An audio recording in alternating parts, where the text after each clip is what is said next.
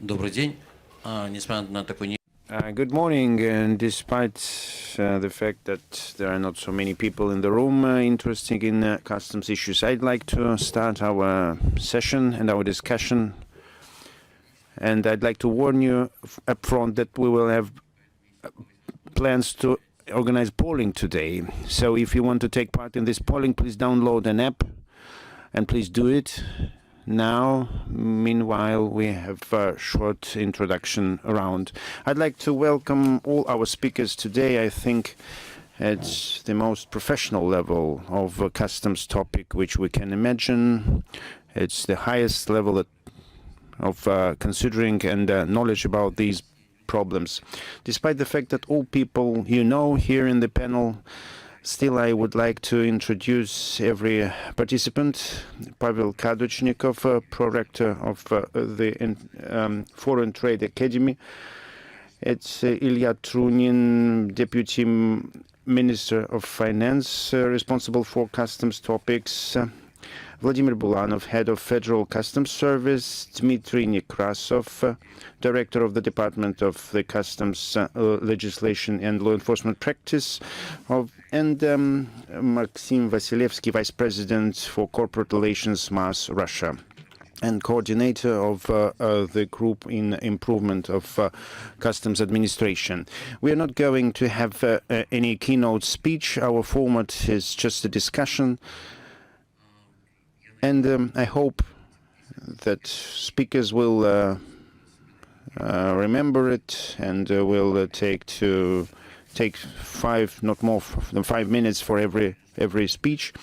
And if we will have time afterwards, of course, we will spend it for questions and answers from the room, from the audience.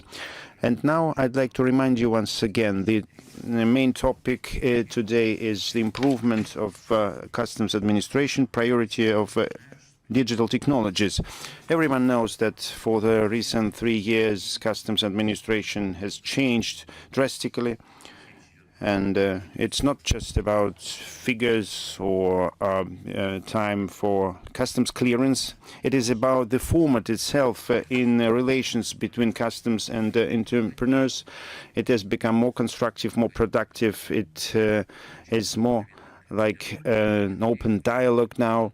And I hope that we will come to the point when the customs will not be a punishment body, but a good supporting and consulting body, consulting authority.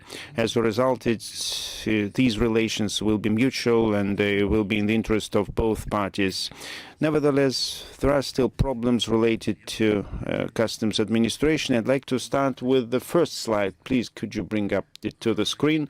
And I'd like to take a look at these figures. Please perceive them quietly. Statistics is always different, and it's a source always to better understand that there are opportunities and potentials for improvement in the customs area still exist. Why in our country the state should have such a big body, big authority and a number of officials to check the flow of the goods and this activity? And the first question for polling for you, for dear participants of the discussion, is please tell what is the key problem of customs administration in the Russian Federation. Could you please show the question and 4 options of the reply? Imperfect customs legislation. Second, wrong system of priorities and efficiency indicators.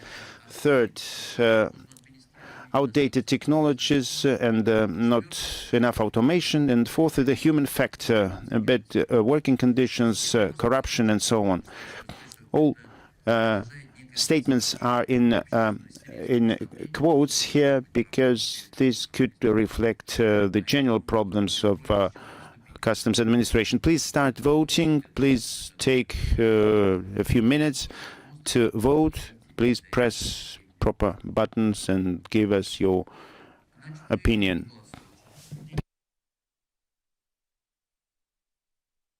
okay, it could be 5 others, then it wouldn't be so clear.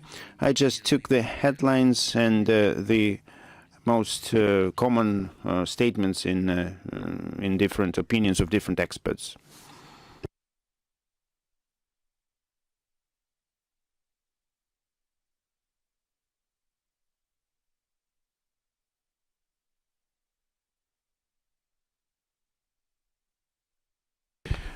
Well, if you didn't download the app, please do it now.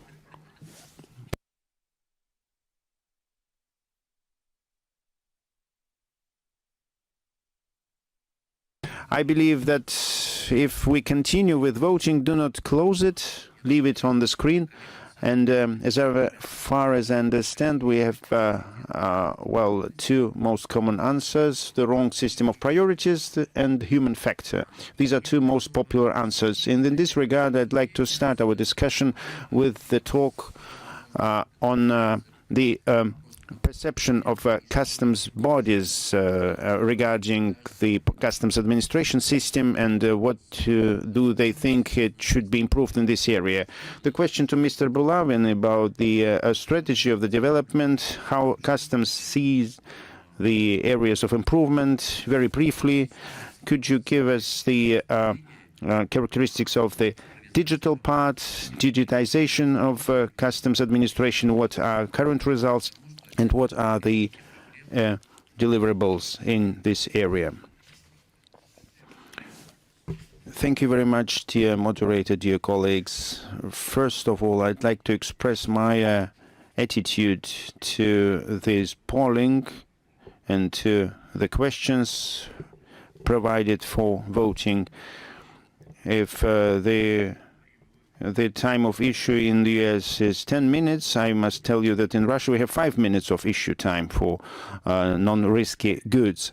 And this is true. This is true currently. The main thing is we have to understand what is it all about.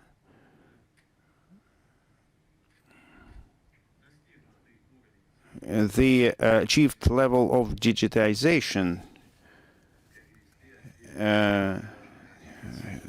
and it allows us to transfer customs procedures in the automated regimen, in the automated mode, and we've been dealing with this quite actively since last year. Now 86% of export declarations are registered automatically, and 45 are being issued automatically. In imports, due to difficulties, very well-known difficulties in this system, the picture is a little bit different in terms of percentages, and nevertheless, 49% of all import declarations are registered automatically, and 39% are issued automatically. The time for automatic registration is 2 minutes, automated issue 3 minutes. And so I can be absolutely sure that for no-risk supplies, we have 5 minutes in Russia. In the US, it's 10 minutes. So when the question is asked, what prevents us from catching up with the US in proper system, in perfect legislation, I believe that these questions are quite provocative.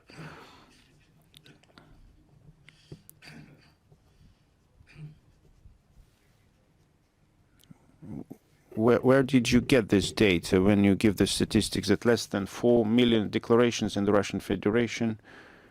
I can state that there are more, much more than 4 million. 4.7 million as for 2018. I think 5 million correction, it's not so significant. This is the data as of 2017. Maybe to start the discussion as an irritative factor, these questions are justified. But in the essence, for every question, the customs specialists can object. We cannot tell that our customs legislation, customs system and digital support of all customs processes are perfect.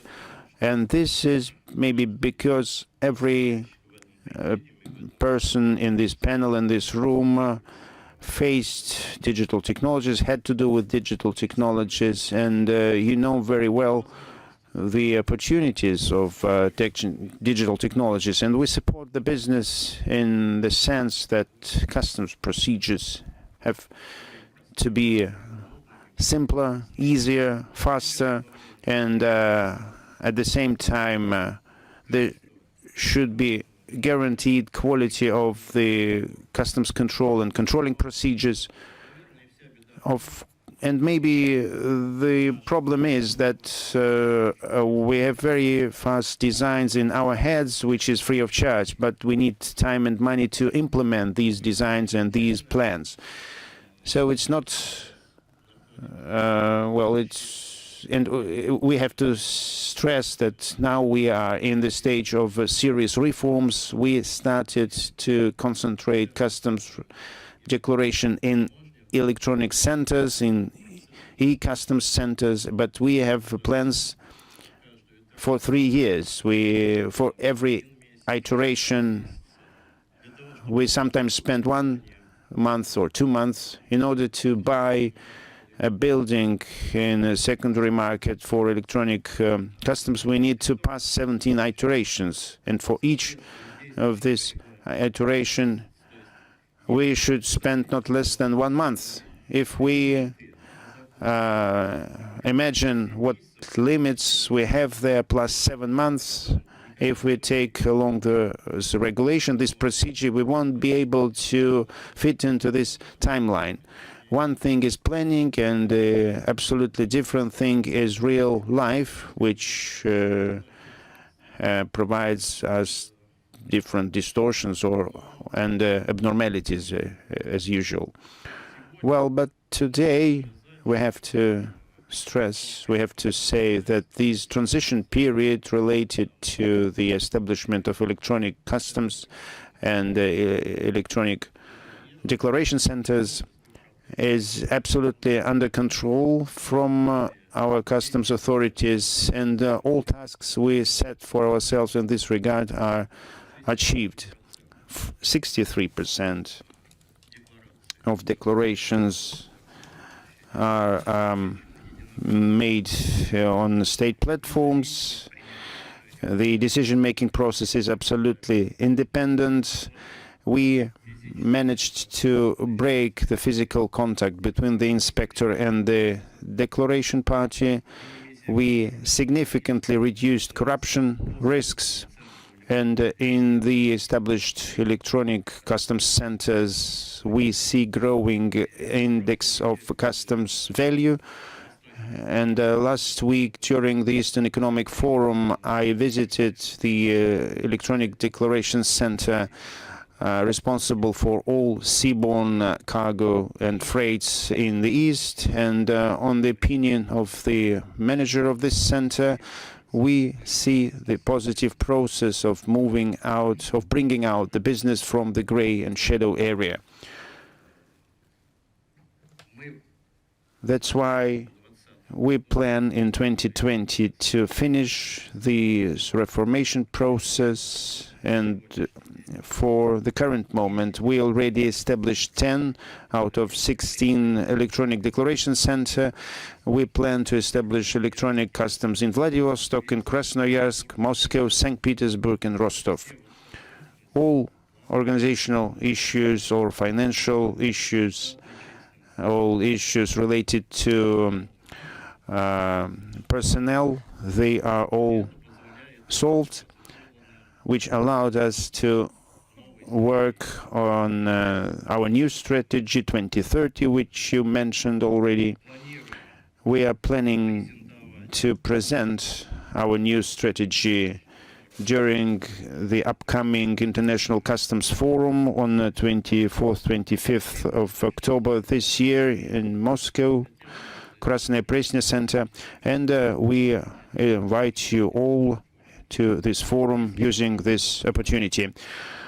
Briefly about the contents of customs in 2030 and what it will look like, I have to say that the main vector of movement is from electronic customs to intellectual customs. In the process of implementing the strategy, we plan to implement a few very important projects related to the populating our digital systems with artificial intelligence, to teach them how to solve complicated tasks in a multidimensional space, significantly speed up all customs clearance processes, to train our systems not only to calculate but also to think how to solve complicated tasks related to big data analytics.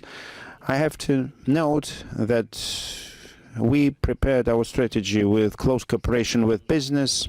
All proposals which we received from the business have been taken into account.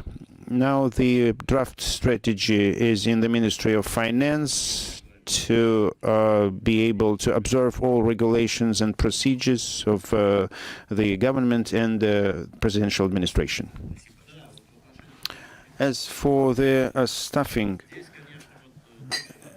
here we have to solve it properly. When I visit our foreign colleagues, I constantly ask them about their staffing and the headcount. In this regard, our customs, Russian customs versus average statistics is not falling out. And the recent contact with our Mongolian colleagues, in the same recalculation, their percentage is higher in terms of the headcount of customs specialists. I don't think Mongolia is our model, but still I ask you to please pay attention to the fact that figures are not always correct. It gives us some grounds for further consideration and thinking. And my next question would be, we are developing properly in some supranational context. There could be different speeds of digitization of Russian customs administration and customs administration of other countries. Is there an opportunity to coordinate this? Because even now we can see quite significant differences in approaches to digitization of customs administration in different countries. Now my question is to Mr. Nekrasov. What are the plans to digitize interaction between 5 countries of our union? Because now businessmen do not see the best picture there, and how can we solve the problem of interaction and homogenization and alignment of documents between 5 countries? What do you think about it? Thank you very much. Good morning, dear colleagues. It is true that, and you're right in your concerns, and what Vladimir Ivanovich mentioned, that we are thinking very fast, and then when it comes to implementation, we face financial difficulties, different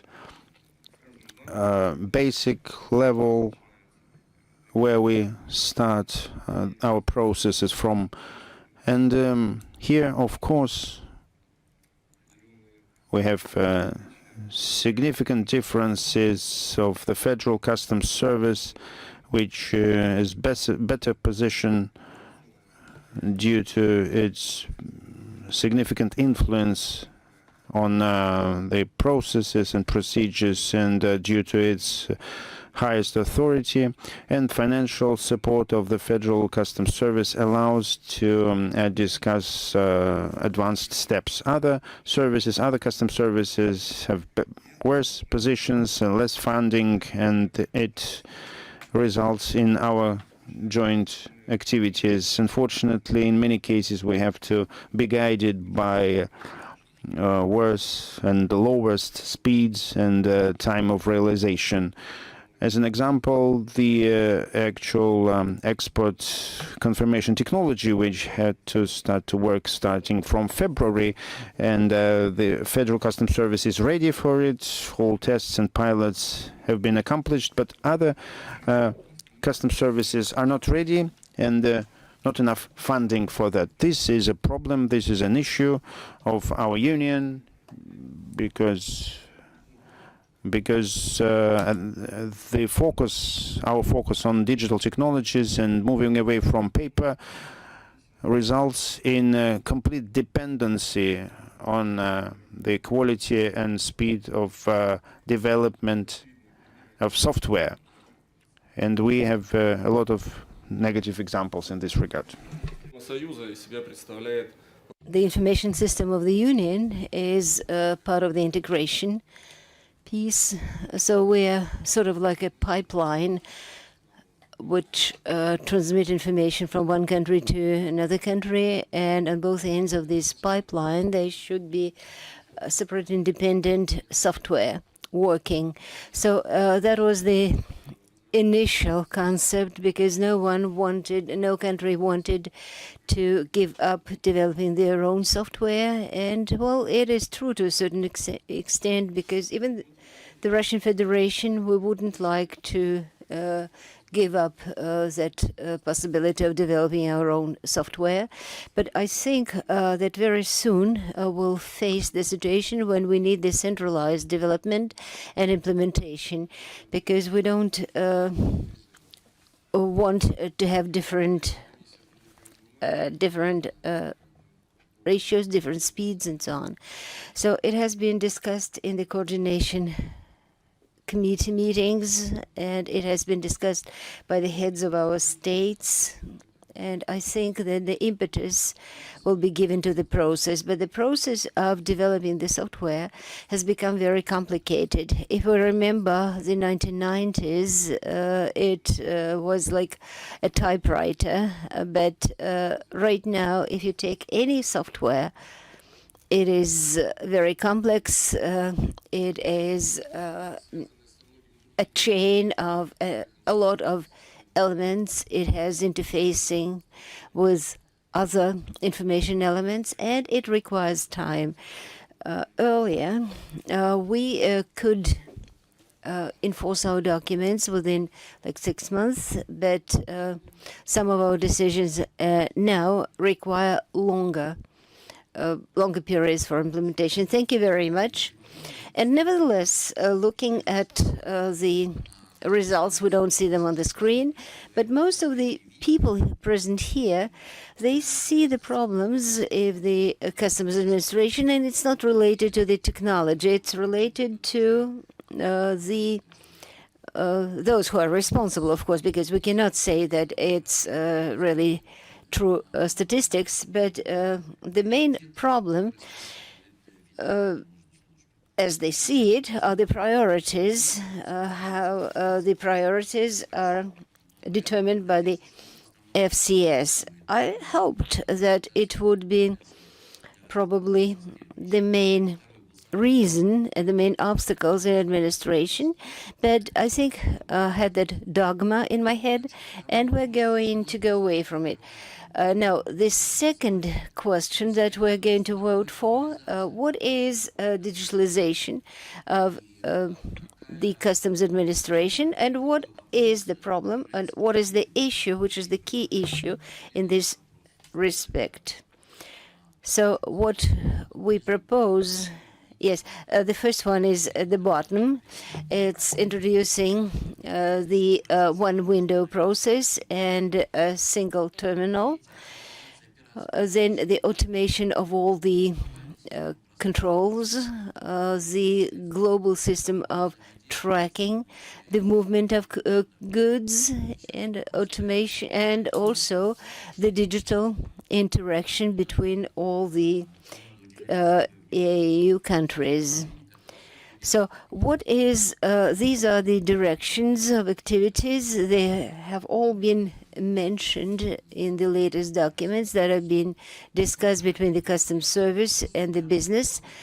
So while you're answering all these questions, I have a question for the direct participant in the foreign economic activity. So administration, is it the key to resolving all the issues? Probably if there is more openness, more transparency. What do you think about tracking the goods? Do you think the international companies are ready to open all their financial reporting to FCS? So what shall we start with? Dear colleagues, thank you very much. Allow me to say a few words before I start. I just wanted to comment on what we've just heard. The participants in the foreign economic activity, they want simplicity, efficiency, and the speed of all the processes and all the procedures.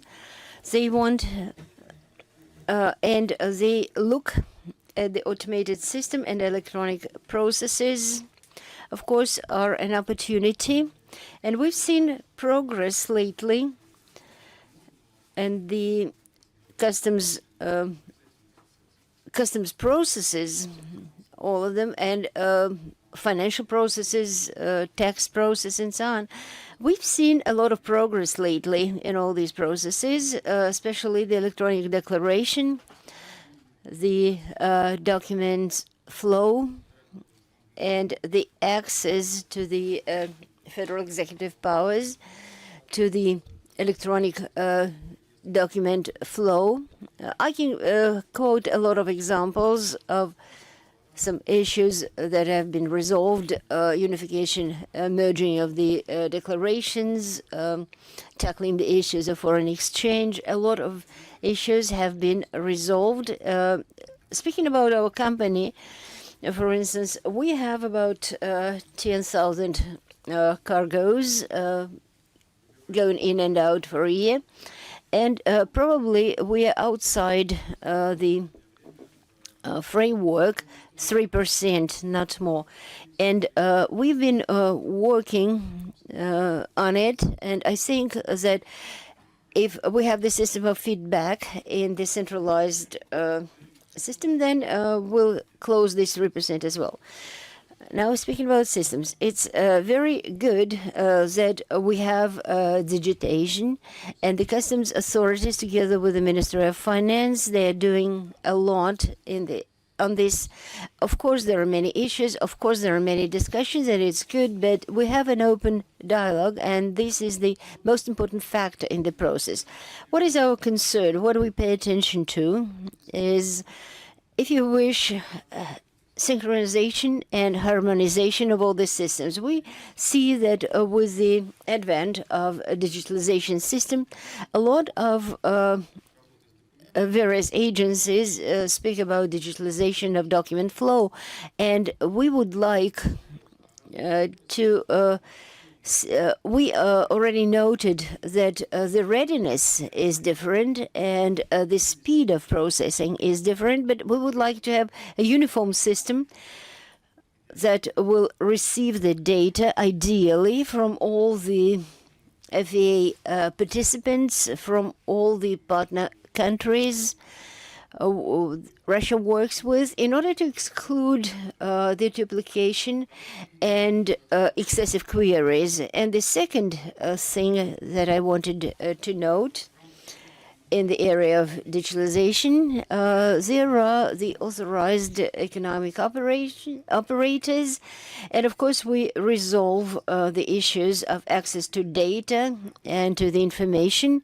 The companies, there are some decisions, there are some solutions. Is business ready for it? There are some examples from, for instance, the customs and the taxes where the information is disclosed. But we want to have it in that way. We want it to help the business, but not to hinder the business, because it's related to lots of expenses for large companies, and it's very difficult to change the systems. That's why synchronization and harmonization and the a removal of duplication and excessive queries. That's really very important. And I also want to draw your attention to something. We see that our proposals are heard, and some of them are implemented, and we hope that working further on this strategy, a lot will be implemented. Also, I want to take this opportunity and quickly point out that apart from the internal infrastructure and some improvement of digitalization processes, it's very important to have the improvement of the outside structures, the interaction between the agencies. We all know that all the participants in FEA, they think that, of course, the speed is very important, but the total time of the commodities getting from abroad and into production, it's really crucial. Of course, we see the improvement and in the FCS, but we would like to only submit data one time, and after that, the commodities should really go to the warehouse. Vladimir, I have a question for you. The results of the voting show, and Maxime also mentioned it. So what is your attitude towards tracking the commodities? So, FCS, are you ready to hook up to connect to the data of the major FE stakeholders?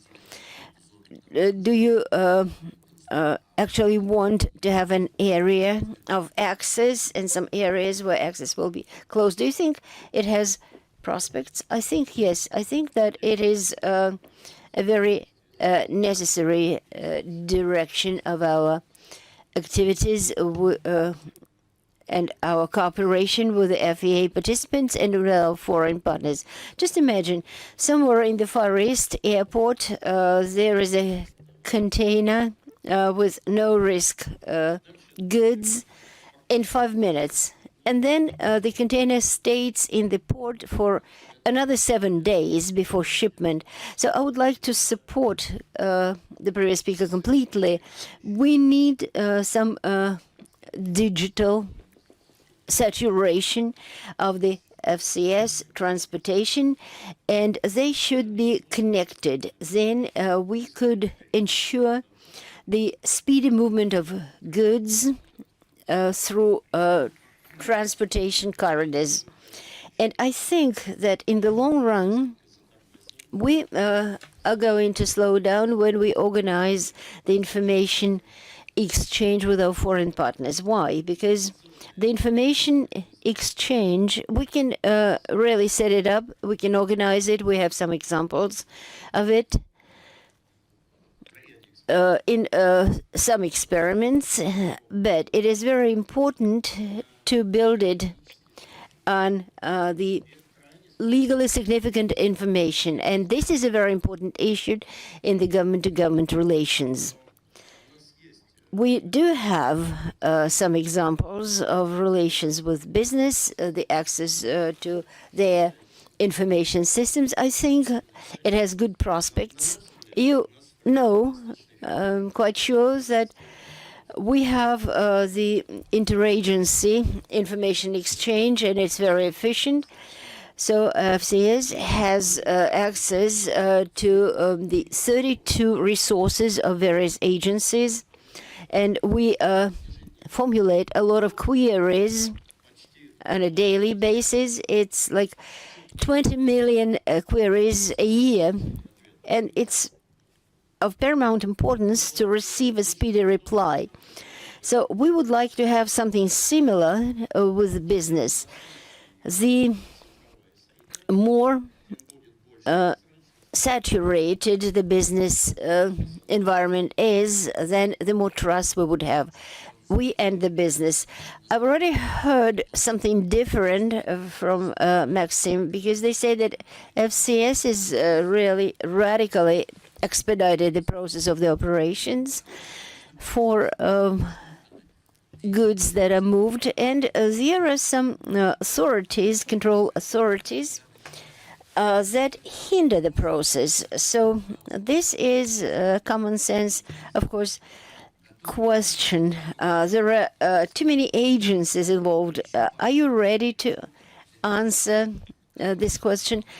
How can we build a system where no one is responsible for the story, but it should be really a 1-minute story? So the first questionnaire showed that we had a lot of problems still with the customs administration, and I think that we're going to work with them before we start helping somebody else. Okay, Ilya, what is your position on this issue? We've been working on customs improvement and the improvement of the administration, but what about, what is your position? No-risk goods can be cleared within 5 minutes, so probably that's a good idea. No, it was not actually mentioned in this way. Yes, but if the customs have no doubts about goods, there have been several minutes of our discussion, and you have already transformed what I said. No, I didn't actually formulate it in this way. Yes, we have already reached a certain level of automating the processes, but it only covers the minimum risk participants of this sector, and it's only 10% of the participants. And our task right now is business and customs. They should move forward towards each other because we have a lot to do. We would like to have more no-risk shipments. It should be more than we have presently, and we've been working on that. And we've been developing the automation in our information exchange. And in the long run, we need to lift the barriers that hinder the simple and speedy customs clearance for the business. But on the other hand, there should be a reliable system of state control. I think that Vladimir is quite right, because we do have, on the one hand, a radical improvement of clearing the no-risk goods, and on the other hand, since we have certain bans and limitations, there are some goods which may be called no-risk, or probably they also at the same time need some additional control from all the stakeholders. So do we need that one window service? Yes, of course, that's very good. Do we need to expand the functionality of the customs? I don't know. I think that it's wrong when an agency, a state agency, starts working very much, very well. Should we expand the functions? For instance, cadastre and sanitary, phytosanitary control and so on. I think that we shouldn't burden them with additional functions. There should be some common strategy. We discussed the seaports situation improvement because we've been facing this issue that the seaport, of course, they can be improved even further, but without the radical improvement of the interaction and of cooperation with some other agencies, for instance, logistics or the border guards and so on, it won't help. It won't happen. And we need some breakthrough. It should become the government priority, the state priority. If we have it, and we have some experience of the national project, then everyone starts talking about it. They are not just mentioning the FCS. They know the priority. They know that the cooperation between all the state agencies should be enhanced, and there are some tasks that probably are not in the area of customs administration, but we shouldn't overburden the customs with additional functions. But in the forest, of course, we undertook that function of internal control, and we have two bodies cooperating there, the customs and the border guards, and it's the first experience of this kind. But it's a multi-aspect functionality, and we cannot actually invest it only in the customs. But yes, you work together with other agencies. They do their part, you do yours, but you are in cooperation, and you also communicate with the FEA participants, for instance, in phytosanitary control. Thank you very much. Still, I'd like to ask the question which I keep asking you all the time. Once again, I wanted to know. The main question for the business is the speed of clearance, of customs clearance and declaration during issue. And the main question is also regarding payments of customs duties and fees. I want to ask you, when will you have the guarantee, when you will have all the opportunities and sources to find an actor of foreign economic activities? Will you change your position? Your position now is that everything should be done at the point of declaration. Why? Because you do not trust digitalization means, because you are in doubt about the opportunities of tracking down the goods, or will it be hinder some work with the national producer? Will it reduce costs of the state and control? What is the main statement of your position, the main ground? Well, this is a traditional way of interaction with the players in the foreign economic activity during customs clearance. We speak about the question of convenience. It's not about the convenience. Traditionally, the approach to the customs clearance, they are as they are. There's a set of customs operations, then the goods are released, and if there is no post control, there's no other scope of activity and responsibility of the customs, and it explains the whole approach. As for the tracking system, let's take a look and let's wait and see how it will work, and I don't know still. There is marking and labeling, some marking, and how it is used in the customs administration, we have to ask this question to the subject matter expert, but to place the whole turnover of goods which were imported under the control of customs authorities, this is an idea which needs to be discussed further. We have to know whether it will build different obstacles and bottlenecks and problems. We discussed it many times. Yes, the question for the business is very important. But it is not very timely question, on my opinion, and I explain why. During customs control, we raise 99% of all payments. For the post control, saying that this is a prospective area of our activity, there we raise 49%. From the point of view of this, why so? What's the reason? It is because if we do not collect it at the border, we have different reasons. It is very difficult to get these payments paid.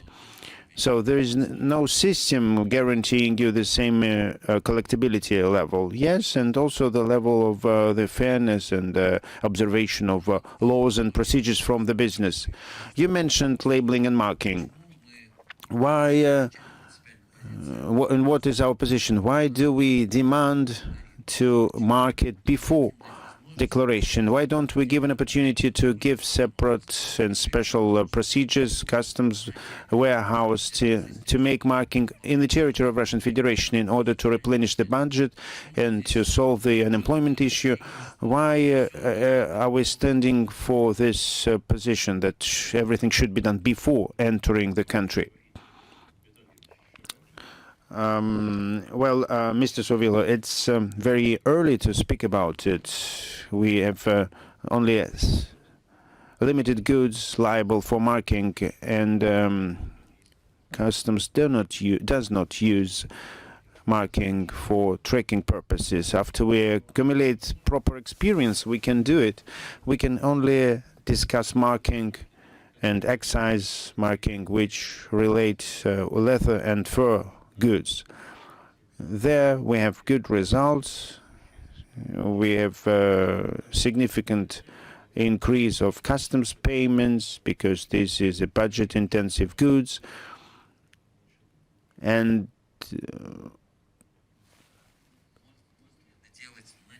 is it possible to do it in the territory of the Russian Federation before customs clearance? Yes, it can be done also in the facilities of producers during manufacturing, after manufacturing. You mean foreign producers? Yes, why not? I think it would be more difficult for the business to have an agreement with Zanzibar, a village, to have marking in Russian that the goods should be consumed in the following way.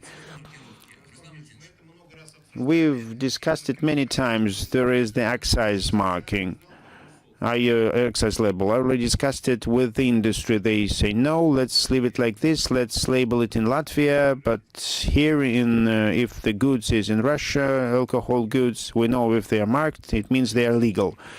But what if it's going to be marked in the customs warehouse? What's going to be the difference? I don't know. Well, I'm just expressing you the opinion of the industry.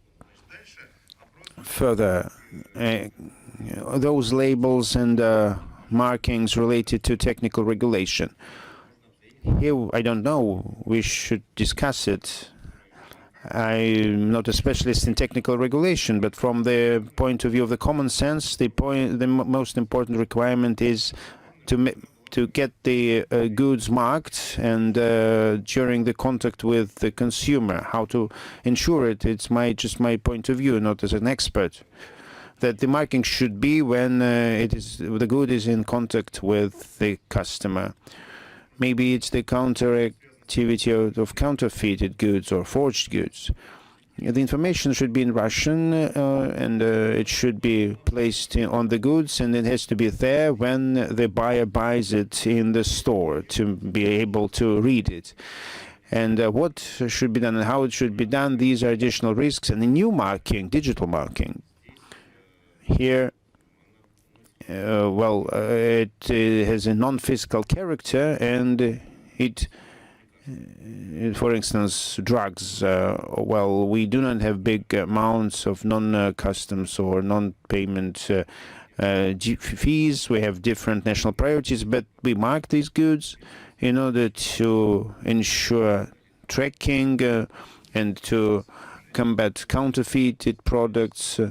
And maybe there will be some ways how to mark these goods before customs clearance. There are other issues, and not issues should be perceived as criticism. For example, in Belarus, the approach is a little bit different to marking, and I'd like to ask Dmitry, do you plan to synchronize somehow these points, or every party will work on its own? Yes, it's a very discussionable question and disputable issue. You know our position. We do not believe that it's necessary to make this marking before exporting the goods. So we believe it should be done before the point of releasing the goods into the sales.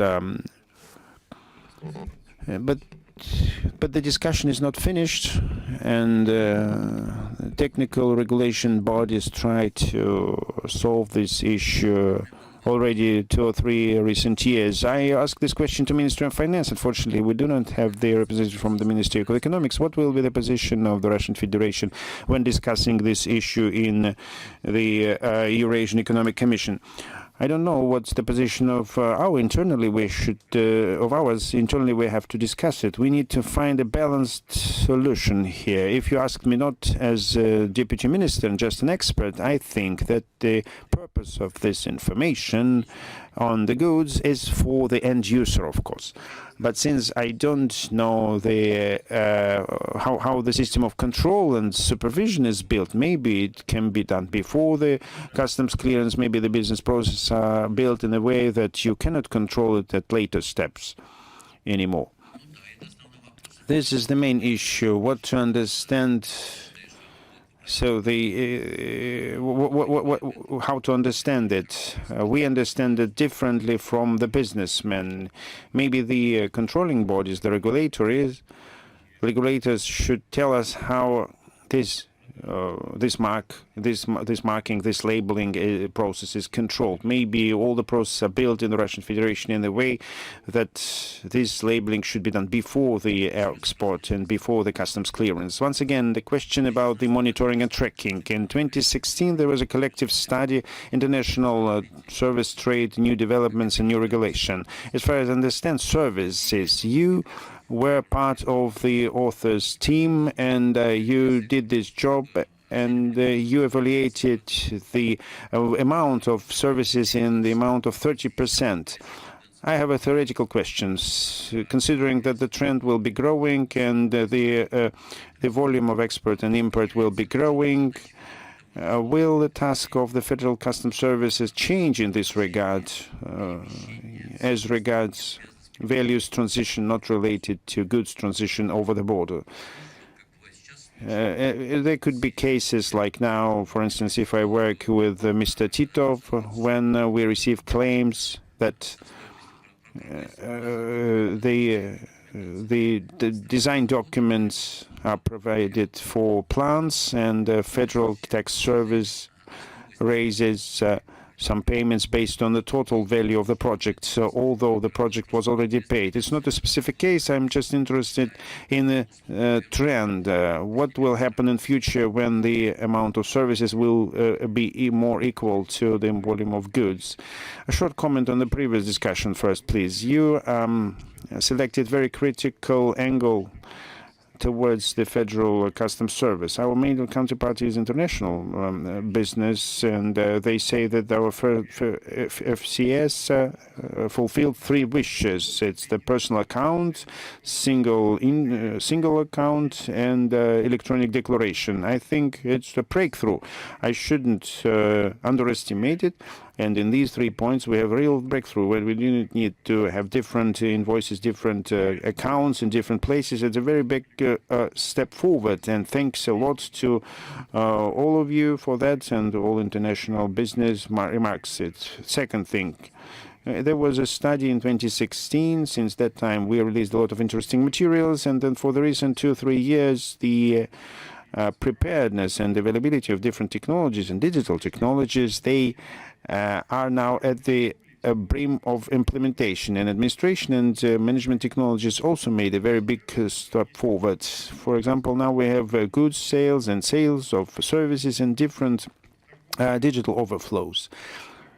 The goods sales, there from 20 to 40% is related with the sale with services. In services, up to 60% volumes related to the transfer of information in digital format. It depends that when you're trying through goods administration to pull out the whole fiscal part and all tasks and taxes you wanted to achieve, you will get to a distortion and imbalance. And of course, you need to change the general approach. And maybe this is rather a question to the Ministry of Finance other than to Federal Customs Service. And what do we see as a result? We see B2C growing when the company makes a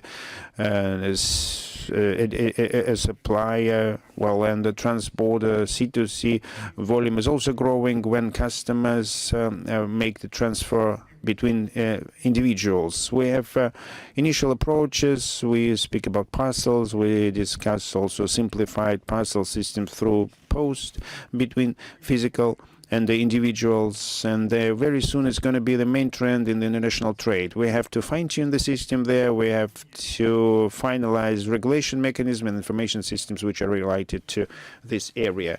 It's not possible to do anything only using customs tools and tools of the customs service, and we have to resort to Ministry of Finance. We have to be closer to the user. We should make proper control. We should work more with the traffic. We should speak more and actively about blocking personal data and transaction data. It's inevitable because the whole business now is moving very fast towards this area. We in Vladivostok, we discussed it, that there's no e-commerce anymore because any transaction is anyway related to traffic transfer, and it's not possible to pull it out only using goods part.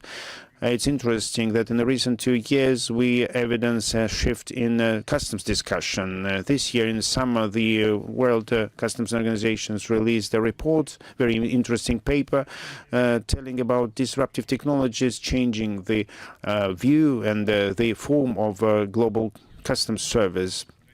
Absolutely new opportunities can be could be received working with information, images, new tools of processing images. Many logistics companies, Russian Railways and Gazprom Neft, start to establish blockchain systems in logistics. Shall they connect customs there? Obviously, yes. With time, sure, they should involve it. And even the discussion on the one-stop shop, it's been for 20 years already. When there is a discussion up front, what should be done in terms of in this regard, the realization is lagging behind. Of course, this discussion is a little bit different. We understand that we need not only the one-stop shop, but we need the whole platform. Under the control of customs, an ecosystem, data transfer, and all the links and interfaces. And so we see how modern technologies change the picture of administration, and there's only goods which can be used there. I already asked this question to you, but once again, as you see this problematic, are there any further plans versus and towards harmonization of working of customs and tax authorities? And it's very interesting to look what other perspective of connecting these authorities to customs to tax guillotine, regulatory guillotine. What shall we start from? All the efforts in administration from the part of your customs already happened. Yesterday we discussed this issue very actively. We discussed very good results in this area. Both authorities, both services work together on detecting issues, and the results once again are very good. But in future we have a very serious step which we started to discuss right today, in particular building up a monitoring and tracking system. When we will have a single information system of movement which will control and which will reflect all information for regulatory purposes in terms of goods movements. This is an information system, and customs and tax authorities take part in population of this system, and they can be used for pre and post control. Customs service enter the information, and this information is used by tax authorities in their purposes. It's going to be another step of very close integration. On top of that, it is really needed to set up administration in the Eurasian Economic Union, because there is no single customs rate, and we see the need for such single system, for such uniform system where all customs bodies be involved. And due to the fact that this is a very complicated information system, different countries have different level of readiness here. We already started to construct it, and other countries wait for us to for our support. And if this system will be built in the Eurasian Economic Union, it's going to be integration of tax and customs authorities for single purpose and for selling on tasks in the whole territory of Eurasian Economic Union. And it does not depend only on one executive body, it depends on the whole system. There are different functions and different blocks. Second question about the regulatory guillotine.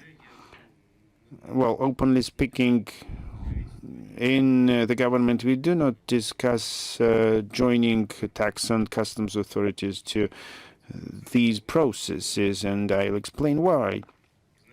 Initially, what was it all about? There are traditional types of control and supervision which live by old rules, and it has nothing to do with customs and taxes.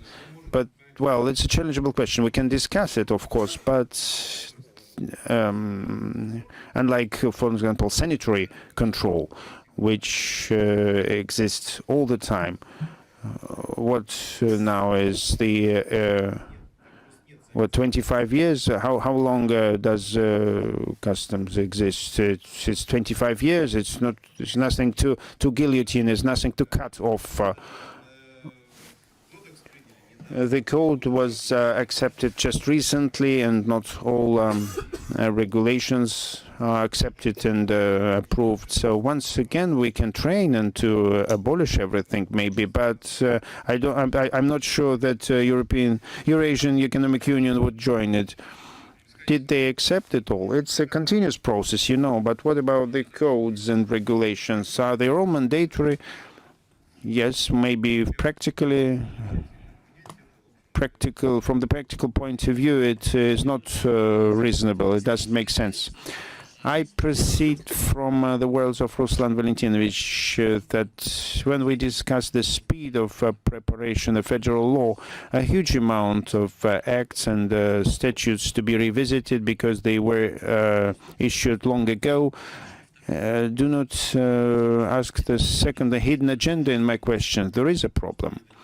Can you identify this problem? There is a big amount of regulatory acts issued by the Federal Customs Service which need to be revisited and reviewed and make them more compact, concise. I have to say, we started very well our discussion. We said that customs inspector has to be a consultant, a partner to the business. And in our strategy 2030, we imply that customs should be perceived as a supporting body. And as a result, you tell us that we have to be guillotined or be sequestrated. Well, this is a good chance to discuss it. But again, we are all in other areas. We're all part in discussing regulatory guillotine. We all know what is the purpose of this initiative, this big bulk of older statutes and laws existing many years, even from Soviet times, from 1930s. But in customs, we do not have it. I don't like this term guillotine, but it's not about just revisit old acts and laws. And the second part of the problem, there are lacks and gaps which needs to be bridged. For me, still it's not clear that among customs procedures provided by the Customs Code, there is a number of procedures which didn't work. I have to understand why, and there are a lot of gaps in legislation in different territories, free bonded area, customs, and so on and so forth. You're absolutely right. Some procedures are not used, but again, once again, because we are all working in this guillotine, whether good or not, what's the main purpose of There are some old requirements, and no matter when they were adopted, and the discussion how they can be improved, it can be continuing for decades, because that's why we took a very, I would say, courageous decision from the point of view of those who did it. We just wanted to abolish all the previous ones, and then it automatically would expedite the discussion about the new ones. We're not talking about filling the gaps. We're talking about this decision about the new customs code. For instance, you remember we made a decision to draft a new customs code, and there was a deadline, and that meant that the countries need to talk to each other, then the experts need to talk to each other, the parliament needs to be part of the negotiations, and so on. If we hadn't made this decision, we would be still in the discussion stage. So there are some new laws, there are some innovations, but we're not talking about reforms. For instance, we've just adopted the new customs code, and that was a huge step forward. You mentioned it too. I cannot understand why we're always going back to some obvious things that when you have achieved that success, no one is arguing. In the last 3 years, the customs service have radically changed, but I want you to pay attention to that. When we're talking about the FCS and saying that there are no obsolete or duplicating regulations, I think it's not quite exact. I think I just asked why you're opposing this. Yes, I oppose this because I explained my position. Of course, it's quite clear, since the Ministry of Finance coordinates and approves of all the laws and all the regulations, executive orders, and so on. And we're doing a lot of work. By the way, they all published. You can see the amount of this work because you also participate in the discussions, being part of the council, the FCS. I cannot say that nothing is improved, but I cannot say that we don't use the guillotine, the legal law guillotine there. The customs procedures, when you develop them, do you have any scientific basis? Whether do you do any research work? Do you do any research on the mutually beneficial for business and the state procedures? Yes. What is the origin of this discussion? We, in Russia, we don't have the escalation of the tariffs. It's disrupted. It's not a distortion. It's something that reflects our economy, because we have the small and medium producers more than larger ones. When we want to expand our exports, for instance, like China, there are some sectors which face some negative tariff protection because, yes, it's because the rates are lower, and that's why we need those different regimes. 5 to 10% of various goods, they fall under the regime, various regimes. So what do we do to develop business in certain areas? Because it's very complex. A lot of issues have not been resolved. It's not probably the crucial task as far as the volumes of exports are concerned, but in some segments it's really of paramount importance. How can we resolve it? First, there is the code and the law that allows us to resolve it. We can focus on two things. First, the FCS needs to develop their own methodology for implementation, and all the customs officers who practically are involved in this work, they need to know that. And of course, the KPI for collection, we cannot do without the discussion about how implementing this regime impacts the customs duty collections, because we should understand that, of course, they're very closely connected. So we need to discuss it. Do we and is it required on behalf of the FAA participants? Yes, of course. They need it a lot because they know about it. And if there is a need, we respond to it. As far as I understand, the center that Kudrin was the head of, they really devoted the whole chapter, the whole section, to the development of the customs legislation. I do know who wrote this section, and but the FAA participants, do they have any requests in this area? Yes, of course, there are some experts. Yes. Yeah, when we're talking about the 15%, and when we're talking about the free customs areas, they're everywhere now, because it's either the special conditions area or the free port or the free customs area. Sorry, cannot be translated because I cannot hear. Speaking about the regimes, we've already covered this way. We already used this procedure, and in the beginning, some coordination questions, because it's a technologically complex process. We didn't have a lot of experience, so we did a lot of work, but based on our experience, I can say that it's possible. We have already covered this all this way, and whether it's required or not, we are one of the major exporters, and we're asked the same question.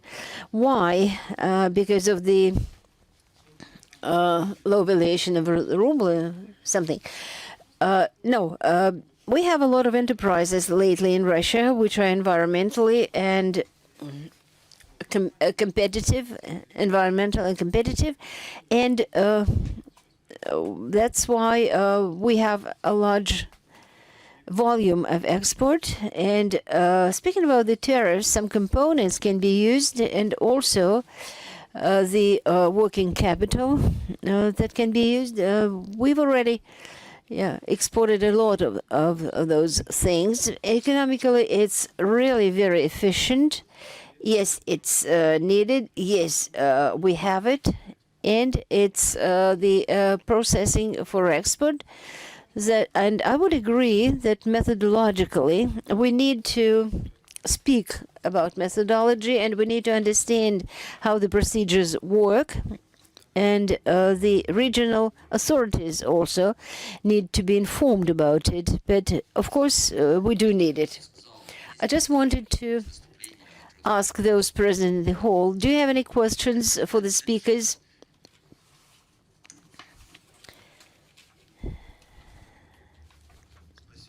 Thank you. Thank you very much, Vitaly.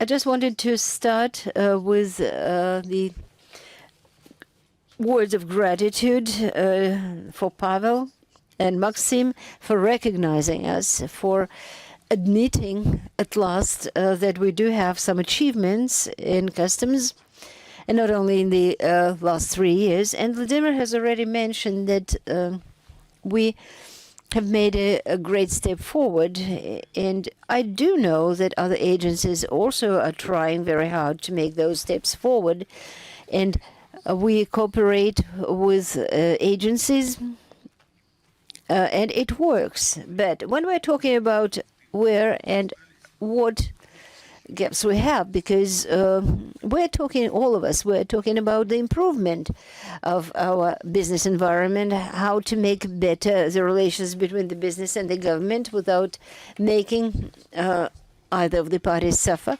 So all our discussion is based on the wishes of the business towards the state, including the customs. If we take the rating of the business, which was mentioned, the new rating, in spite of all the promises of the clerks,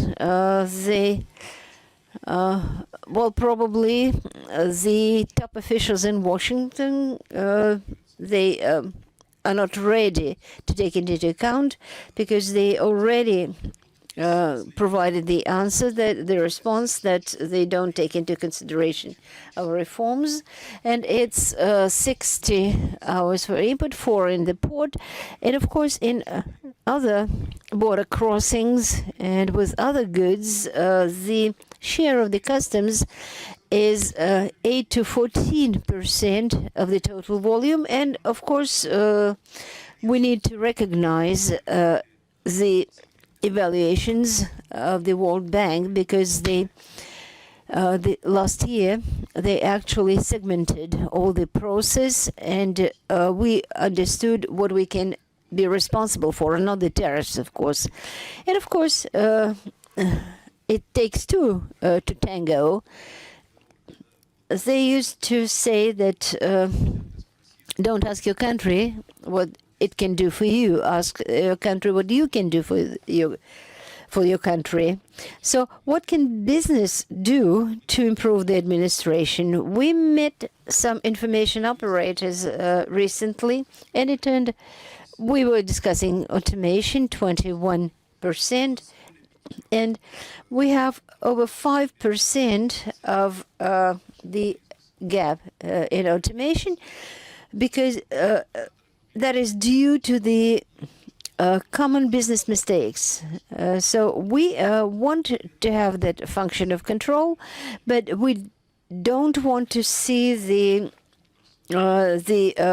false declaration in our workflow. We signed the voluntary charter of ethics of business, and the business made a commitment not to resort to fraudulent activity. I don't want to raise other issues, but for instance, self-employed people, the legislation of the self-employed people is really coming forward very good. But unfortunately, the question is asked, why should I pay taxes to the state? We want to optimize our expenses. That's what I hear very often. And it means underpaying the taxes and the duties. So what you represent the business community. What are the plans, or probably the thoughts about improving this process from the business side? 2 hours, 4 hours, 2 hours actually was something that the World Bank mentioned, but our time is even less. Even if we take away those gaps, the container will stay in the port for 7 days, though it's already cleared by the customs. What can business do? The Association of Business, we have all sorts of community councils, business council, and so on. We are ready to work on those procedures, and it's something that we're doing. What is the plan, even among those who signed the charter, to carry out some work to correct your errors during the submission of the declaration? And indeed, this task that the charter was signed for, business was making a commitment to be correct in business and customs operations. My personal opinion, I don't want to quote Lenin, of course, but he used to say, whenever there is an opportunity to get profits, business will not stop at anything. You can think a lot about the conscientious attitude of the companies, and I'm also part of this process. We actually set up the courses of being acquainted with the customs for the children, and taxation course for the children. They should know why they need to pay taxes, but it's not a question of 5-10 years. It's the possibility of every businessman, if they see the legal opportunity to make profits, they will snatch it for very many businesses. Well, some of them even see illegal opportunities, but if they are not punishable by law, they will snatch these opportunities. So I think that we should speak about the inevitability of punishment, and I can tell you that I'm going to educate the young generation more and more, and I want them to have social consciousness. But we are not talking about the equal steps towards each other by business and customs. It's not going to happen. You remember the movie when the father and the son quarreled, and the father said, "Let's meet halfway," and the son goes away, and only when the father said, "You make as many steps as you can, and I'll make the rest of the steps." So this is the picture. Probably I'm not wrong, but probably Maxim is of a different opinion. Dear colleagues, thank you very much. And just a couple of words on the first issue about I represent over 50 major international companies with hundreds of billions of investments, and we are all in favor of the transparency and openness. As far as the practical part is concerned, of course, it's a two-way road. And when we mobilize the development, for instance, of the Institute of the Authorized Economic Operator, they can undertake to process large volumes and spend their resources rationally. It's one of the ways, because we're talking about mutual trust and mutual investment and mutual. We have some advocates of this process, and we have some champions of this process, and we really welcome this openness. And from the point of view of the national legislation, the code, everything has been adopted. We do have the procedures. We need probably to refine some practical issues, but these are all growth issues. But we are talking about trust and support and the incentives. And this is something that we can move forward together. Are there any other questions from the audience?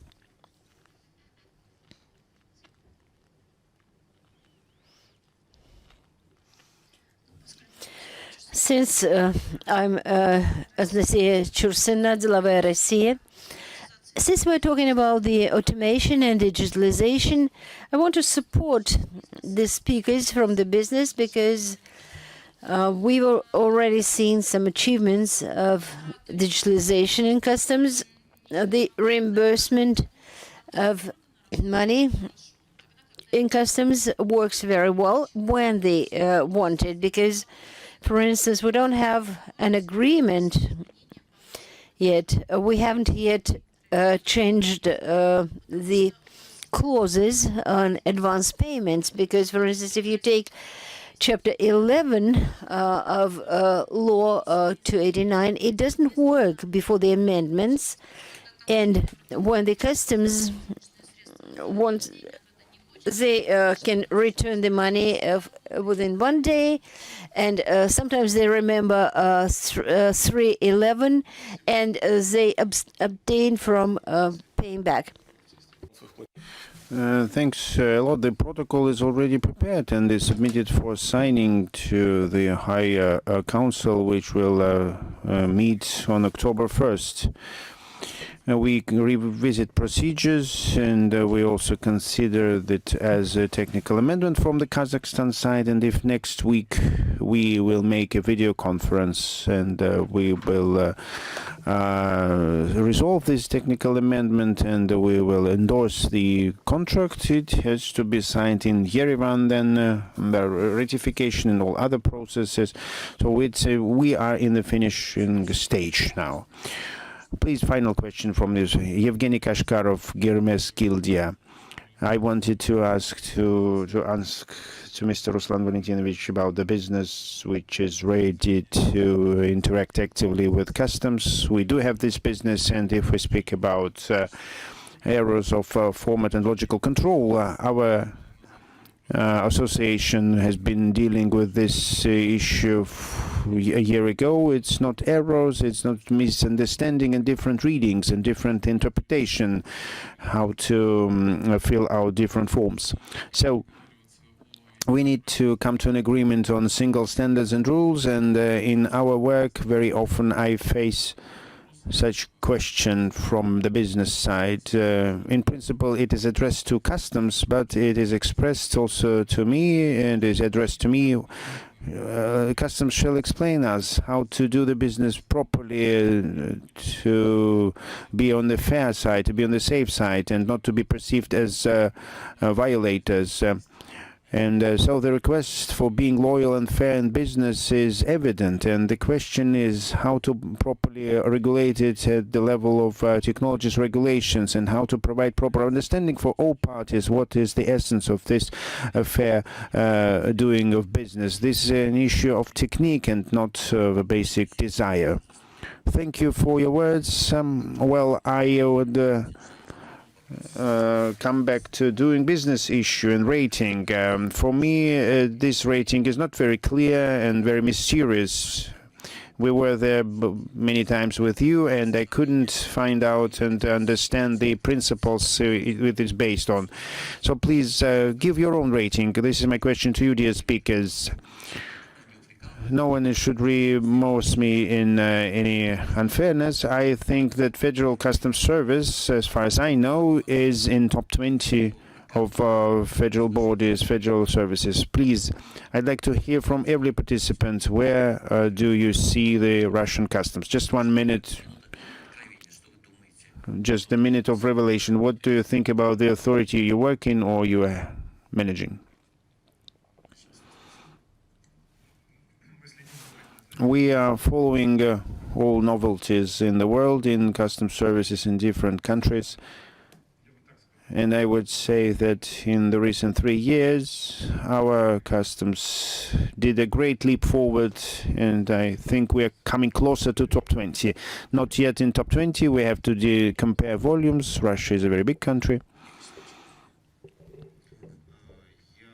Mr. Trunin.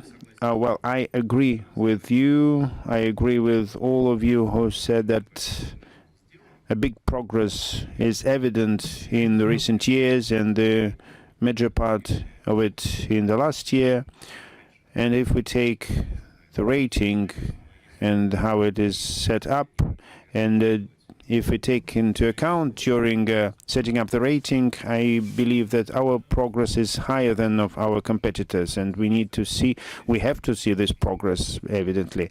If we could understand it absolutely clear and transparent, we could understand it better. Taking into account that we do not know all, maybe the result could be different. But if we objectively evaluate the progress of our customs service, it's absolutely significant, and our rating should be very high in this regard.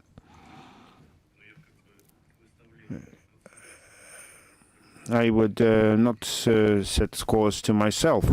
I don't think it's right. But in my understanding, every score, every evaluation should be considered from different angles.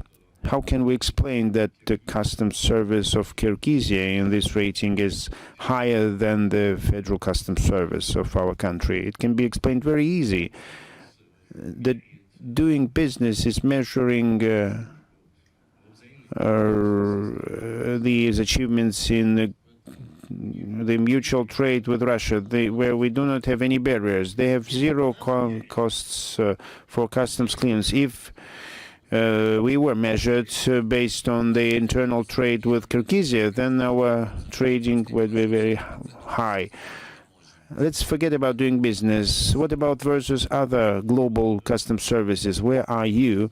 We have contacts with more than 100 customs administrations in the world, and we have basic agreements with 69 of them. And in 20 countries we have our representatives' offices. With 30 customs administrations we are in a constant and continuous contact. And on their background, Russian customs looks quite well. Dmitry, of course, in the territory of our economic union, our customs is a top service, And in smaller countries, in more compact countries, compact services have an advantage due to their higher speed of reaction to some processes, homogeneity of practices, and uniformity of and formulating their positions quicker. So the Federal Customs Service is an advanced customs service, and still we see some points to improve.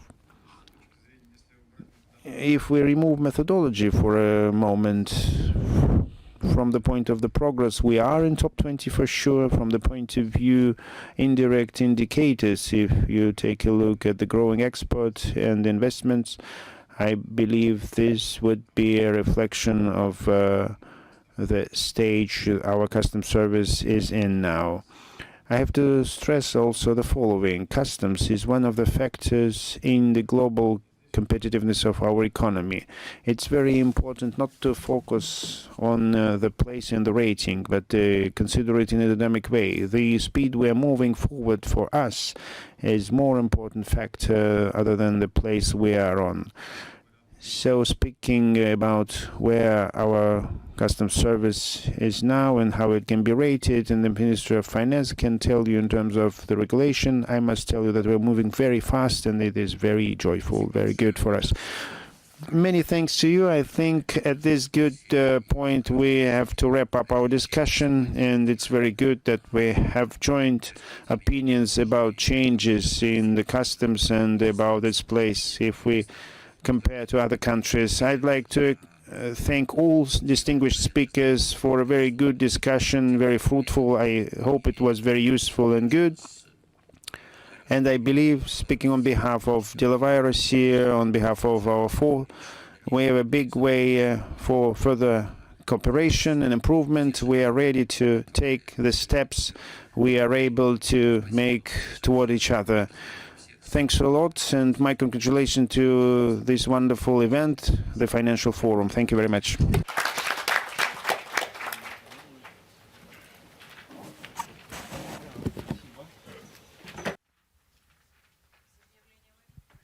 Начинаем церемонию. So we are starting our signing ceremony. On the stage, we have the following. From the Minister of Finance, it's the Deputy Minister, Alexei Lavrov, and from the Khanty-Mansiysk district, Natalia Komarova, the governor.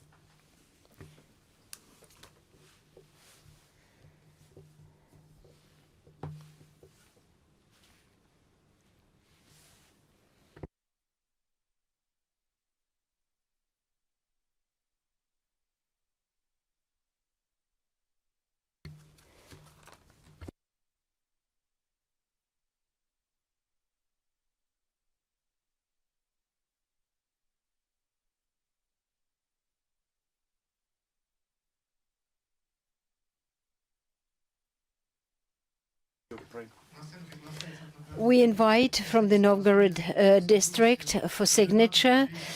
We invite the governor of the Novgorod district, Andrei Nikitin.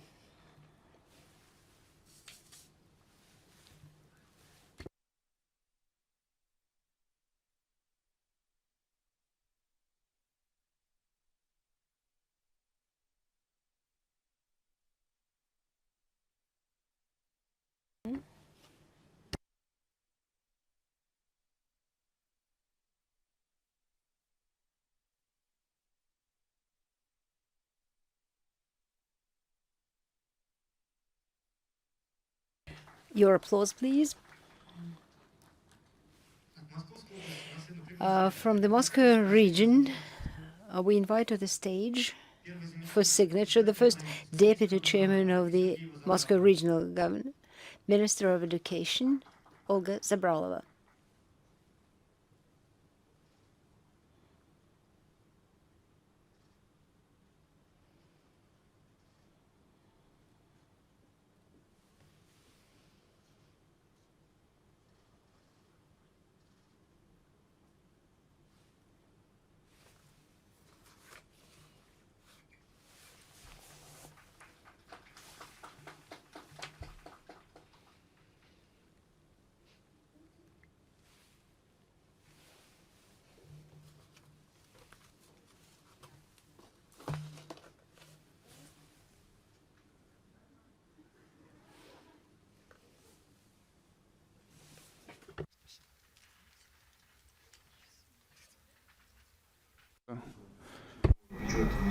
No sound. No предстоящих sound. 3 года, формирование политики, Can't hear the.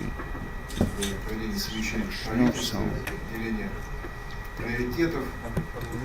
Поэтому все это связано между собой.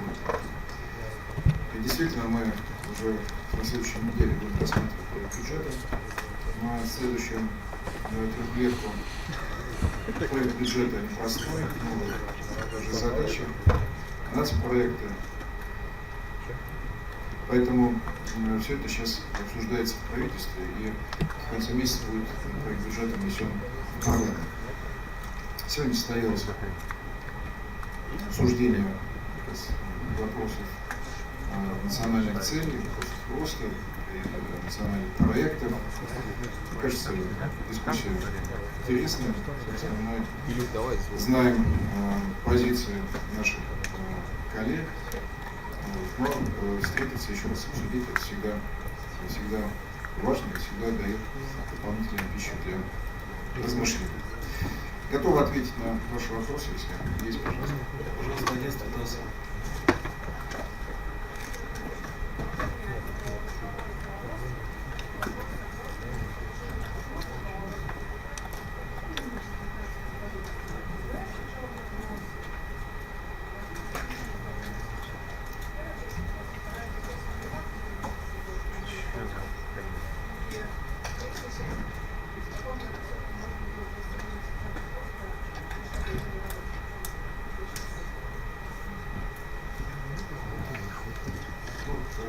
Что касается ухудшения прогноза, мы его не ухудшаем.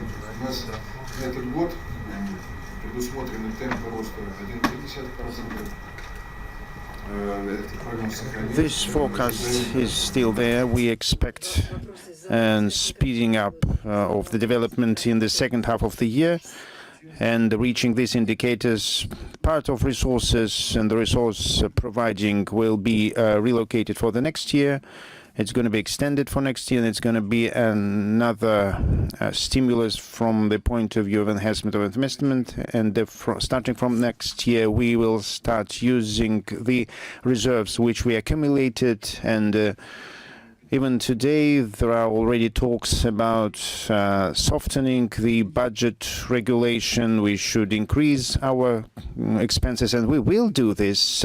But we have to do this after we reach a certain reserve. 7% of GDP next year will be reached, and we will overcome this limit. And it's very important not just to spend it, but to invest it properly. We have to invest the wealth fund and not spend it. And this is necessary to get the cumulative effect in order to involve 5-10 rubles of private investments per one budget ruble. And we plan next year to invest these funds in new projects in order to make it possible for investors, for domestic investors, foreign investors, see that our government, our state is interested in big projects in order to divest from these projects with additional value versus the entry point.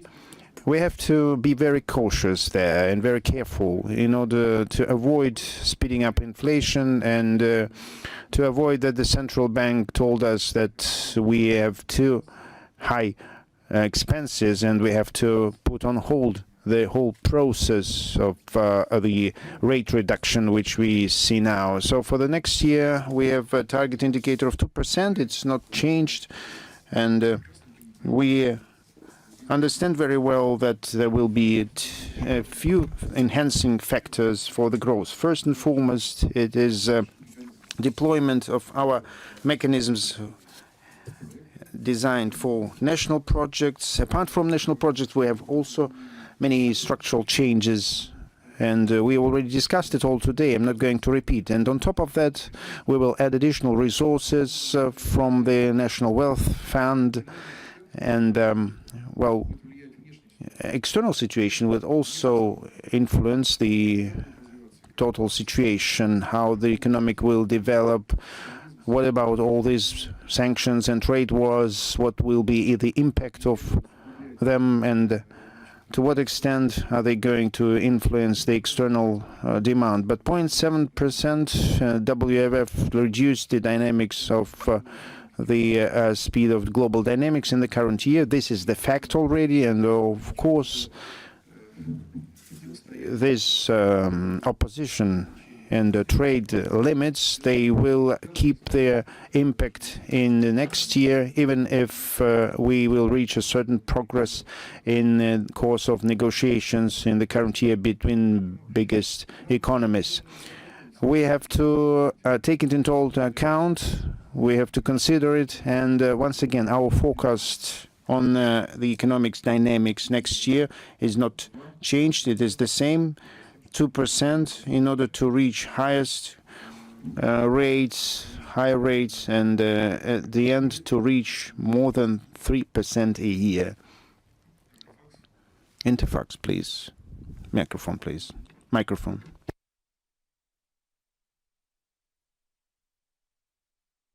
No microphone, no translation.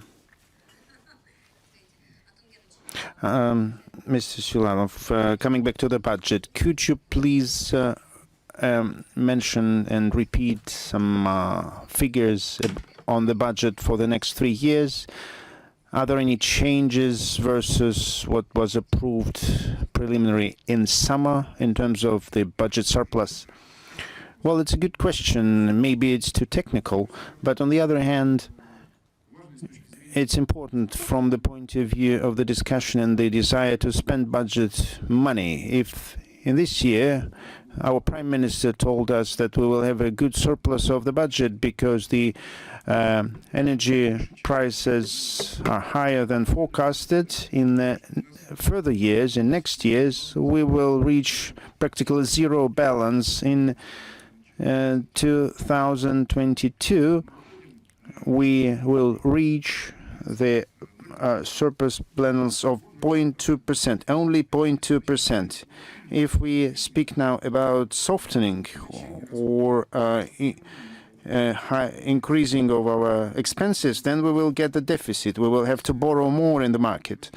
You know very well that this year we significantly increase our borrowings program, and we fulfill this program, and there are limitations. We face some limitations on dollar borrowings in the external market, but that's no problem. We will still be able to fulfill our plans this year and next year too. We have a voluminous domestic market. We see that our borrowing tools are of demand among investors, but nevertheless, to increase the budget deficit means well understanding of funding, of financing, and this is a very dangerous proposal. Let us increase expenses and increase the deficit. Well, we do not have and we won't have so high surpluses as we used to have this year and in the recent 2 years. And by the way, I'd like to mention that this is only 2 years when we do not spend our wealth fund till the very final points, final years, till last years, we spended it, and only for these 2 years we managed to accumulate some reserves which we can invest. And maybe it's not that easy as many colleagues think, offering and proposing to spend more. It's possible to spend more, but what will be the effect? We should spend more in a continuous way. If we do it only one-off, we already had it. Let's take the example of Turkey or Argentina. They spent a lot and then grows only 1 year, and then next year again downside and drop. Well, it's not a thought out and reasonable policy in the long run, and we cannot accept it. That's why by conducting a wait out and good budget policy, by accumulating certain resources in our reserves, next year we will start using it and start using the opportunities which we accumulated, but not to the detriment of the stability and to the quality of our budget policy and the stability of our macroeconomics.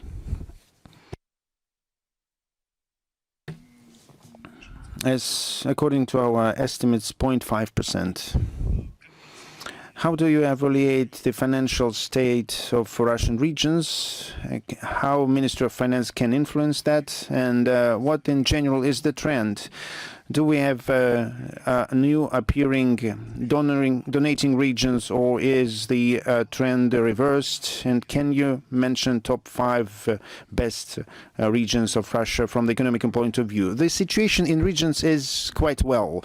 The main problem which we faced is the high accumulated debt, but this debt is going down. 75 regions at currently, as of 8 months, had budget surplus, and we see that indebtedness is going down. Regions can manage their repayment. Incomes are growing with the pace which allows to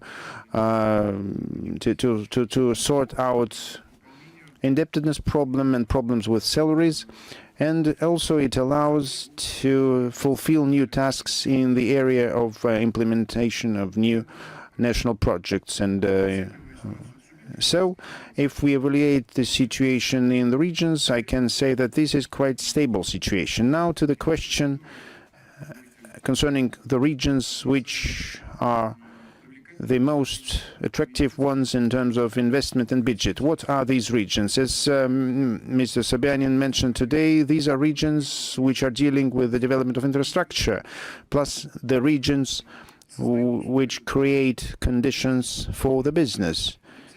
Because it's not necessary to have a strong budget. It's not necessary to be a donating region. We have around 13 or 14 such strong regions. And by the way, the evaluation of these regions is based not on big payments to the budget. These are regions which have above the budget level above average, and this is quite conditioned evaluation. I have to tell you that there are a lot of federal constituents in the Russian Federation which conduct quite intensive and interesting policy for investors. Let's take Perm region. We visited it recently, and the governor from the government, for the local government, conduct this policy. They provide new conditions for the business, and the business can see it and can appreciate it. New people came to Kaliningrad, Mr. Alekhanov, and this region is also quite interesting for the business.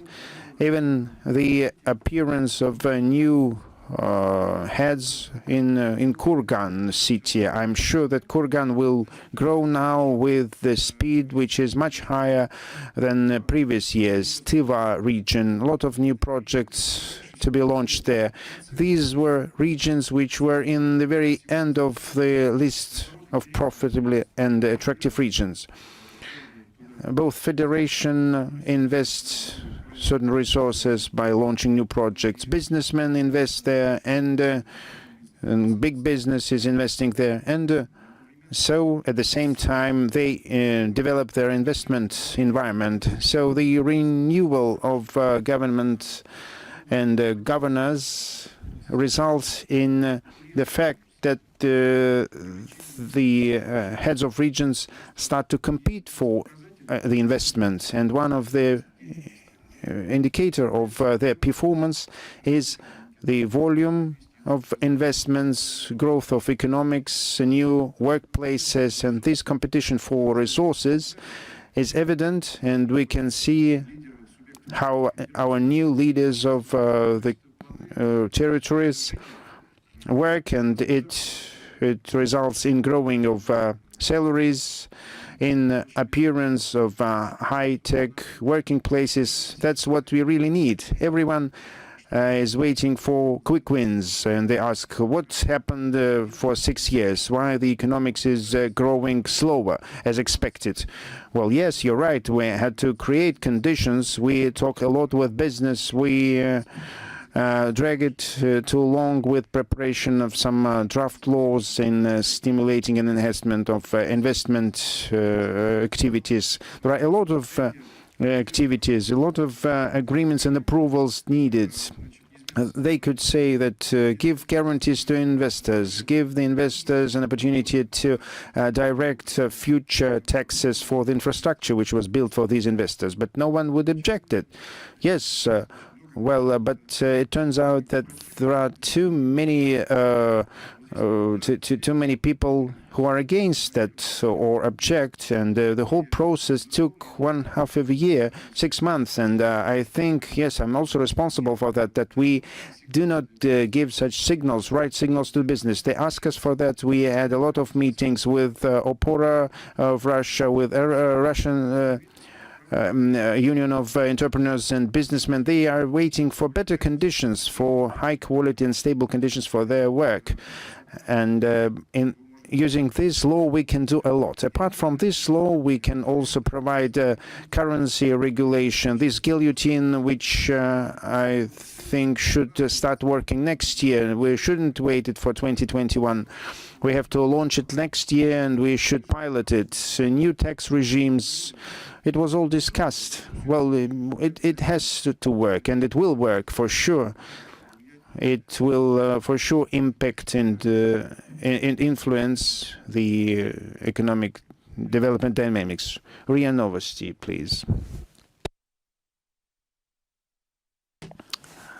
Can we come back to the topic of the National Welfare Fund? There are discussions in the government, as we all know, about the tools of investment, and what Minister of Finance and Minister of Economic Development support. What tools do you support? Are you going to invest all funds which are above 7% of the liquidity? What options would you opt for?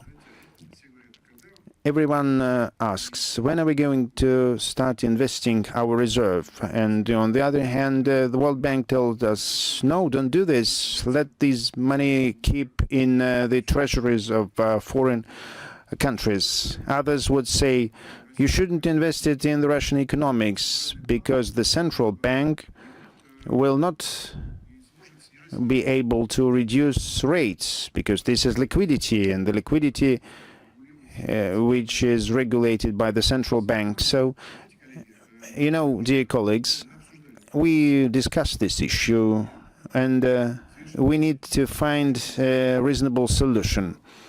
What should it be? It should be that it's not possible not to invest this money in our economics. Why did we accumulate it? To invest it and to create export opportunities for our exporters. This is right, and it's correct. We have to help, we have to support somewhere by export credits. We should create platforms. We have, for instance, a platform in Egypt to create and to develop our enterprises there. Maybe federal welfare foundation will replace somewhere investment for our companies, for instance Rosatom investments to build new nuclear plants in foreign countries. It is done now on budget money. It can be replaced by the fund's money, but on the other hand, we cannot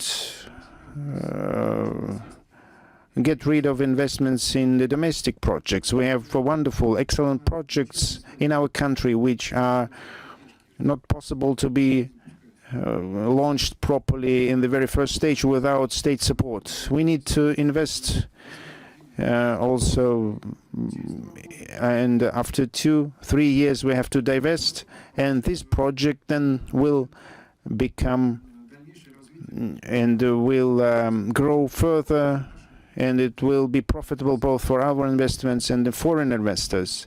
Let's take the project of the LPG, Yamal LPG. Well, the funds money were invested there. Yes, we replaced partially the investors which got rid of this project which due to sanctions, but we see how it is working. We have similar projects in petrochemical, in gas liquefaction, in gas transportation vehicles, not those we bought in Korea, but we need to develop our own infrastructure. We need to create our own fleet, because now we have significant volumes of liquefied gas. We need to provide transportation. Why shouldn't we use the National Welfare Fund for these purposes? These absolutely commercial, high marginal projects in which we can invest 15-20% and attract other players, and as soon as it starts working, we will divest and exit with big profit. I think such sort of projects require state support, and the National Welfare Fund is a tool which has to be part of such projects. And so we in our government agreed on the investment principles, and we agreed on the general order of these investments. The question what share above 7% will be invested, it would depend on the availability of proper projects. We do not have the task to spend everything which is above 7%. That's not the task. We have to look at and we have to evaluate. These should be efficient and good projects for our economy, and we shouldn't be afraid then to use the funds for this project. Bloomberg Agency, please, this time. Continuing, I have more questions about the FNB fund. Do you consider increasing this threshold of 7%? Central Bank proposed that. Do you discuss this or not? And my second question is, what could be the amount invested from FNB to in the next year? We do not discuss increasing the threshold. This threshold is fixed in our budget code and our budget legislation. And if the central bank tells us if we're going to spend this money, we would answer that then we will have to be more conservative in terms of our monetary policy. We do not discuss it, but we will interact with our central bank in investing of the National Welfare Fund. As for the amount, we have several projects currently which may be funded out of the National Welfare Fund, and I mentioned several of them. I'm not ready to tell you exact amounts. It will be clear after we collect proposals on such projects, and we will be absolutely open and publicly in considering the most interesting projects. Julia Starostina, RBK. Anton Germanich, I wanted to go over to pension topic. Ministry of Finance prepared a draft on guaranteed pension product. Could you tell us what will be the principal difference from the previous product, individual pension capital, and what would be the order of joining citizens which are willing to join? When we were preparing this document, we were under the assumption that participation of workers in this project would be like self-subscription. So if the person wanted to abstain, he needed to write an application. But this concept, as of today, was not supported. And the Ministry of Finance, it's the same kind of law, but it's absolutely voluntary, based on the voluntary wish. If a person wants to increase his pension, to have a guarantee of a future pension, if he wants to probably pass it on to his heirs, he wants to have the increased amount of money if there are difficulties in his life.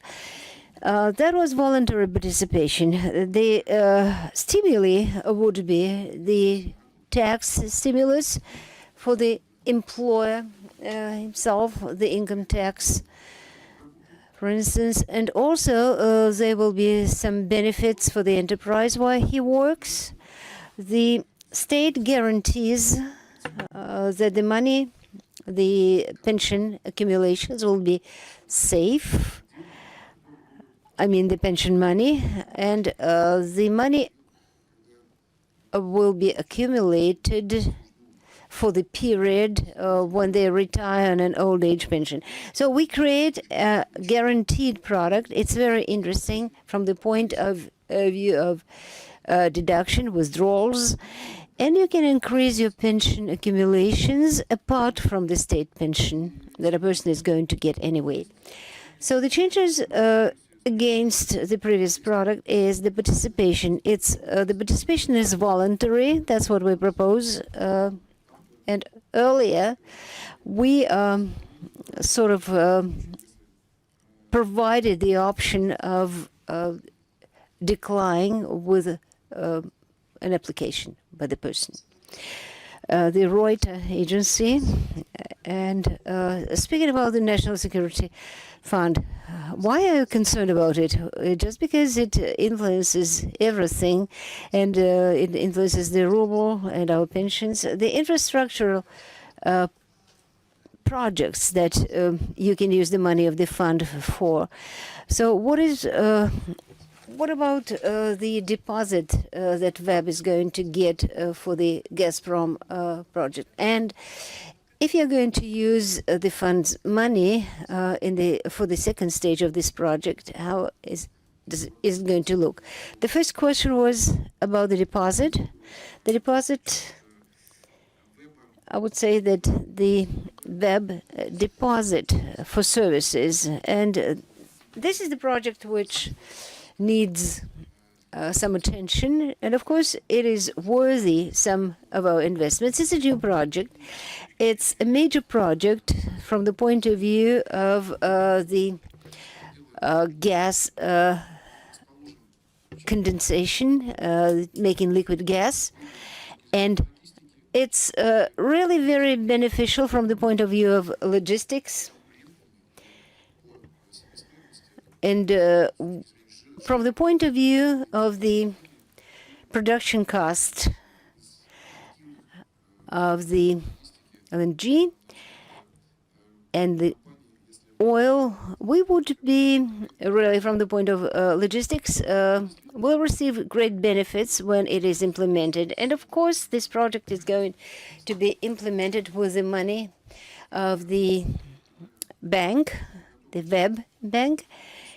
We are ready to provide some liquidity to VEB by crediting the balances of the budget to the accounts in the bank. And this organization is going to be aimed at preparation of the pre-projection work, documentation, and these resources and these solutions are feasible. We've already made decisions. As far as the money from the National Security Fund is concerned, then we're thinking about it, but it's a very interesting project from the point of view of the fund. And this project that you've mentioned, it's very important because it will impact the economic growth. And of course, it won't be overlooked by the government. It's still under discussion, but I want to reiterate that we have an experience of investing in Yamal LNG and in other projects, and we think that the interest of private investors will also be great. If we need to have government participation to incentivize this project and to increase the participation of private investors, we'll do it, probably through the fund. And probably the last question. It's Kashkarov Bankiru. Are you ready, as Maxim Oreshkin Are you ready to invest part of your salaries to the new investment product, guaranteed product? Well, it's private business of every employee. I'm quite happy that Maxim has already made the decision to participate in this project. Sorry, no mic. It's impossible to hear the question. Oh, what is the currency? Have you thought about the currency and the latest sanctions? Can they impact the selection of the currency? You remember Vysotsky? And when he was saying that I don't have that foreign currency dollars. Of course, we're going to borrow. We're going to borrow in the currency that is not dollar, US dollar. This year, we are not going to penetrate the international markets. We've already fulfilled our programs. Next year, we'll have a look. We'll try to see the window of opportunity. Probably it will be euro, the Chinese yuan, or other currencies. There is not a single answer to this question. Thank you.